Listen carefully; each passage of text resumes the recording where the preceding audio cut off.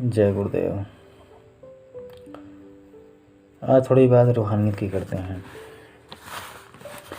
सारी जीवात्माएं जो जल थल वायु में हमें दिखती हैं, वे सभी एक ही पिता की हैं, एक परम पिता की हैं। और वह परम पिता यहाँ पे कभी गर्भ में नहीं आता है, बल्कि वो अपने ही बोध में महान आत्माओं को यहाँ पे हमेशा भेजा करता रहता है। और इन शक्तियों में जो यहाँ पे आती हैं, उनमें और परम पिता में, मालिक में किसी तरह का कोई अंतर नहीं होता है, लेस मात्र का भी अंतर नहीं रहता है। ये बात स्वामी जी महाराज जी हम सभी को समझाते हुए कहते हैं। शिवनेत्र हर किसी जीवात्मा के अंदर होता है। शिवनेत्र पहले खुलता था, अभी भी खुलता है, और इसे खोलने वाले संत महात्मा पहले इस भूमंडल में मौजूद थे, अभी भी मौजूद हैं। और यह तो एक पुरातन विद्या है। शिवनेत्र खोलना तो एक पुरातन विद्या है। और इसी कलयुग में कबीर साहब, तुलसीदास जी, रैदास जी, मीरा जी, पलटू साहब, सभी महात्माओं ने अपने ही जीवन काल में अपने शिवनेत्र को खोला था, अपनी जीवात्माओं को जगाया था। और ये काम स्वामी जी महाराज जी कहते हैं कि हम भी कर सकते हैं। मनुष्यों को कहते हैं कि आप सभी कर सकते हैं। अगर हम ये काम नहीं कर पाते हैं, नहीं कर सकते हैं, तो ये समझिए कि हम मनुष्य कहलाने के अधिकारी हम नहीं हैं। हमें उसी लिए अपनी जीवात्माओं को निज घर पहुँचाने, जीवात्माओं को जगाने, शिवनेत्र को खोलने के लिए ही मनुष्य का तन मिला है, हमको ये जन्म मिला है। अगर हम ये काम नहीं कर पाते हैं तो हम मनुष्य कहलाने के अधिकारी तो हम बिल्कुल नहीं हैं। ये बात स्वामी जी महाराज जी कहते हैं। और दुनिया में महात्माओं को कभी किसी ने पहचाना नहीं, सिवाय उनको दुख और यातनाएं देने के। हमेशा महात्माओं को लोगों ने दुख दिया, तकलीफ़ दिया, उन्हें कभी पहचाना ही नहीं। और ना ही तो भगवान श्री रामचंद्र जी को, ना तो कृष्ण जी को, ना नानक जी को, ना तुलसीदास जी को, और ना ही तो भगवान बुद्ध को, ना तो ईसा मसीह को और मोहम्मद साहब, इन सभी जैसे महात्माओं को कभी हम लोगों ने पहचाना ही नहीं। हमने उन्हें सदैव परेशानी, तकलीफ़ें ही दी हैं। और उनके यहाँ से चले जाने के बाद जब वो दुनिया से चले गए तो हम उन्हीं की पूजा करते हैं। बड़ी सोचने वाली बात है कि जब वो यहाँ पे मौजूद थे, जो बात वो हमें बताए, जो समझाए, हमने तो कभी उनकी बात को माना ही नहीं। और जब वो दुनिया में नहीं हैं तो हम उन्हीं की पूजा करते हैं। और महात्माओं को हम लोगों ने, यानी कि इंसानों ने, तो ना जंगल में रहने दिया और ना ही लंगोटी में रहने दिया, ना ही घर में रहने दिया। हम हमेशा उन्हें परेशान करते रहे हैं। यहाँ तक कि स्वामी जी महाराज, बाबा जय गुरुदेव जी महाराज अपने लिए कहते हैं कि जब मैं लंगोटी में रहता था तो लोग मुझे कहते थे कि बहु पीढ़ियों के बीच में आप ऐसे रहोगे, ठीक नहीं लगता है ये। तो संत महात्माओं को परेशानी तो बहुत मिली यहाँ पर।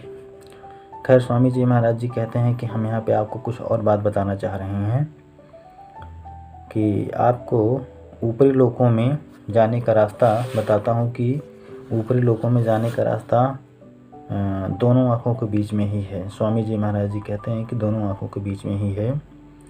और वहाँ से आप बैठ करके उधर स्वर्ग, वैकुंठ, ईश्वर धाम, ब्रह्म धाम है, आप उधर आनंद ले सकते हैं। वहाँ सिर्फ आनंद ही आनंद है। अंधेरे का तो कोई नामो निशान नहीं है, न लड़ाई, न झगड़ा, न मार काट, कुछ भी वहाँ पे नहीं है।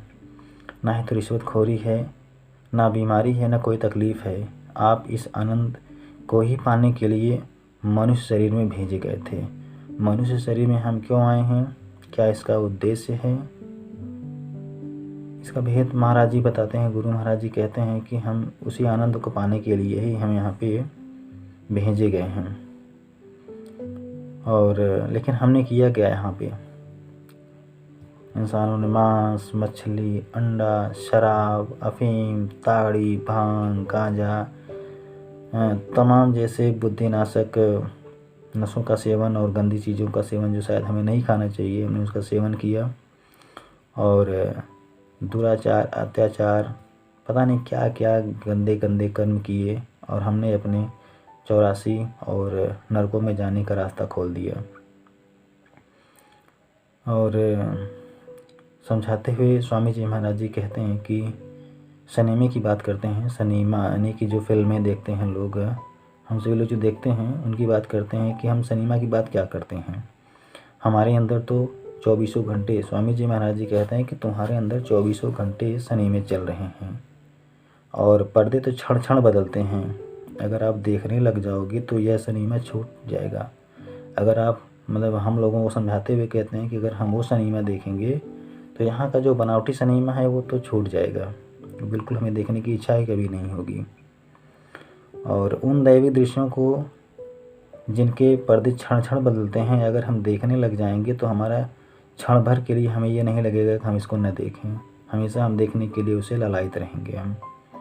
और ऐसे ऐसे मधुर संगीत नृत्य वहाँ होते रहते हैं, गाने बजते रहते हैं कि अगर हम उन्हें देखेंगे तो कभी हमारा वहाँ से नज़र हटाने का मन बिल्कुल भी नहीं करेगा।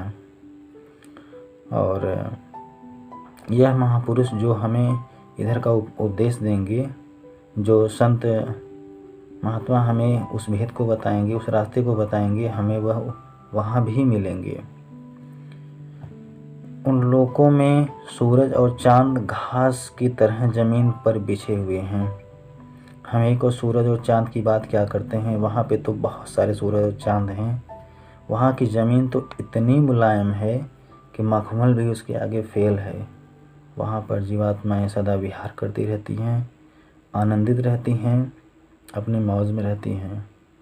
कभी भी किसी भी तरह की उनको किसी से कोई शिकायत, कोई तकलीफ़, ऐसा कुछ नहीं होता है।